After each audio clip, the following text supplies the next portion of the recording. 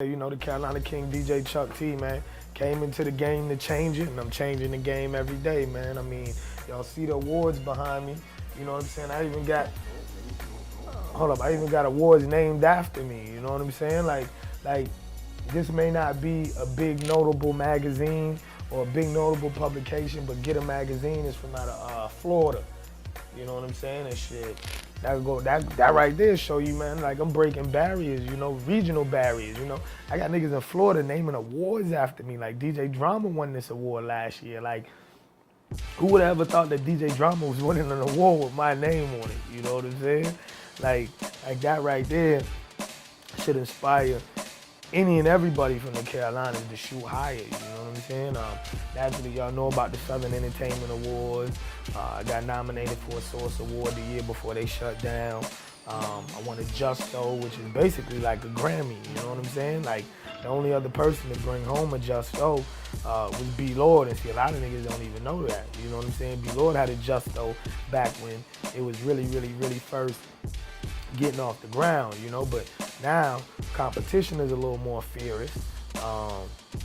The awards itself got a lot more notoriety, so, you know, for me to even be nominated, you know, was a blessing.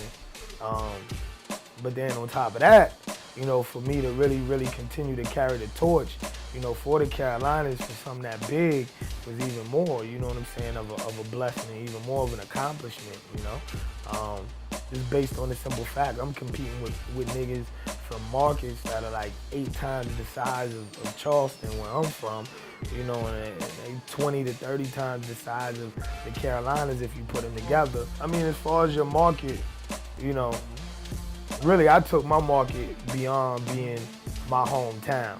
You know, your market is the area of people you're trying to reach with whatever you're trying to do. If you're trying to sell clothes, you know, it's the demographic that you're trying to reach. And when I say demographic, I mean it's the age group, the cultural group, or whoever you're trying to reach and whoever you're trying to appeal to.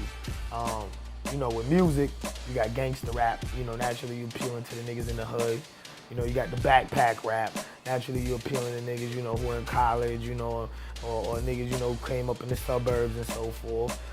You know, your market is really whatever you choose for it to be, man. And basically, it's the area where you grind the hardest at. And what like I said, like, I broke down different barriers and traveled outside of my market. Like, one thing I learned from doing the mixtape thing was that, you know, when you a pioneer, like, you really have to chop down trees. See, a lot of people, they don't know because they not pioneers. They doing something that somebody has done before. When it comes to Charleston music, like, I'm a pioneer. You know what I'm saying? Like, I was one of the first people to put out a rap album in the city of Charleston. You know what I'm saying? The PCP album, 843 Ballers, we sold, 4,500 units of that. You know what I'm saying? We were one of the first rappers to actually put out a professionally packaged album, barcoded, shrink wrap, actually move units. You know what I'm saying? So, I mean, it's bigger than DJ Chuck T. Back then, people knew me as Priest. I was fresh out of high school. I was like, you know, 18, 19, rapping, you know what I'm saying? And just the name of my company alone says it all, Port City Productions. You know, like, we were one of the first people to represent the Port City. You know, and then from there, the mixtape game, I mean, like, who was doing mixtapes before me? You know what I mean? You had people playing with it, you know, people doing a little something here, a little something there, just a little something, you know, get some quick cash, but nobody went as hard as I did, you know what I'm saying? And I chopped down trees, man. Like, I had to not only educate the consumers on what mixtapes was, but I had to educate the store owners on what mixtapes was so that I could get stores. And a lot of my first stores weren't even real music stores. They were gas stations, you know what I'm saying? Like, clothing stores. Like, I had to sell mixtapes out my trunk. You know, I had to, you know, post up on the corner just as if a nigga was selling crack and sell mixtapes. And I mean, like, I really want to stress this. A lot of people in South Carolina, in North Carolina too, because I'm in Charlotte right now, you know what I'm saying? That's where I reside at, and I see it even 3 times more here than in South Carolina. But everybody thinks they're stars. You know, like, everybody has their own reason for why they feel like the Carolinas isn't on. You know, people say it's about unity. Not a lot of people are working together. Every time I turn around, I see niggas working together. You know what I'm saying? I mean, I don't know what a lot of other niggas may see, but you know, I see niggas working together around here. You know, a lot of people say, oh, people hating on each other. Man, any market you go to has the crab mentality.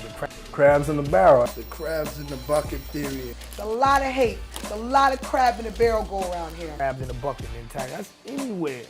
You know what I mean? But it's like niggas get heads so huge, especially in Charleston, because, you know, we're the leaders of the Carolina movement. No matter what any city may think, Charleston is that city when it comes to independent music. Ain't no other city in the Carolinas has independent local artists get paid shows. You know what I'm saying? We got niggas like Marley Marl, Fat Boy, Pacino, Dino get paid shows. And these niggas actually move units. Like sound scan units, these niggas move units. But nah, besides that, like I said, niggas get huge heads and their egos get so big and they get blown out of proportion, you know, and they haven't even really done anything that it sort of keeps them from grinding. You know, like they feel like, you know, they sell 500 copies of an album, you know, they get 20 spins a week on the radio, they, you know, get a little show here and there, open it up for this artist and that artist, and they get so huge. They feel like they're so huge and they get so huge inside their heads that they get stagnant. You know what I'm saying? Like they cease to go out and grind. Like they feel like people should come to them rather than them going to people. And like no matter how big I got, I always checked myself mentally and said, nigga, you ain't shit. You know what I'm saying? And that's what kept me grinding. That's what kept me moving. I mean, like, people always come to me and, you know, they hit me up on MySpace and call me, you know, tell me, you know, how good of a job I'm doing. They tell me how proud of me they are. You know, they tell me, yo, Chuck, you that nigga when it comes to mixtapes. Fuck what any other DJ say, you know, this, that, and the third. But at the end of the day, I don't let none of that get to me, because at the end of the day, like, I'm not a fucking millionaire. You know, like my goal is to be the Russell Simmons of this shit, and I'm nowhere near Russell Simmons. So until I get to that point, and even once I do get to that point, I'm still not gonna let that affect me, you know, because there's niggas bigger than Russell Simmons. Like, Russell Simmons gets a check cut, or when he was owning Def Jam, he got a check cut from a major. You know what I'm saying? There's somebody above him who's giving him 300 million, who has 300 billion. You know what I'm saying? Like, I want to be the nigga who has the 300 billion, you know? But I never let it get to me, and I think that that's the main reason why Carolina artists aren't on, because, you know, our egos are huge, you know what I'm saying? Like we're just as talented as anybody else.